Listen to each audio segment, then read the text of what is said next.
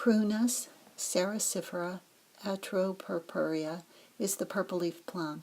Atropurpurea, when you see that used in a cultivar name, is meaning a purple foliage.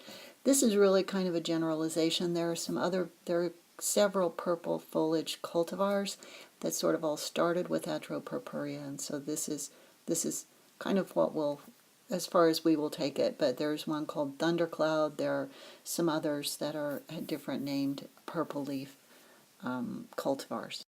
This is a small tree maxing out about 25 feet high, not quite as broad. It has sort of the vase shape usually is like upward and outward on the branches, then with sort of a rounded crown. It's got a moderate growth rate and it prefers full sun. Many times on a foliage plant like this where you have red coloration, it needs the full sun to get the full color developed. Otherwise, the leaves are kind of greenish.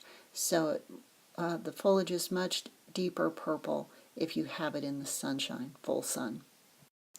It has a simple alternate leaf with fine teeth along the margin, this oval-shaped leaf, which you'll see on a lot of the Prunus types of trees will have a very similar leaf.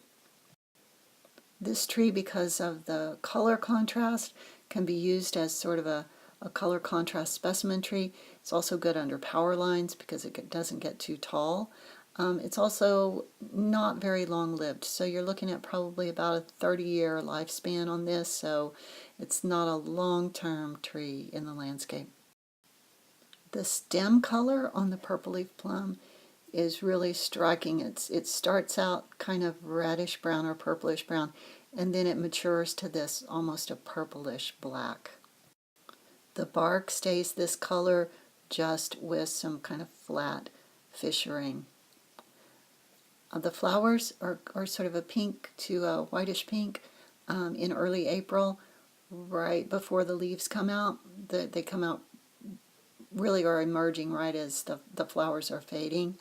And the fruit is actually, it's a small plum. It's just about 1 inch in diameter. It's hidden in there along the leaves. It's about the same color of the leaves. It is edible, but not like an eating plum that you would, have on a full-size plum tree. I know of some people who have made jams and jellies out of this, and also birds and squirrels are sort of attracted to it.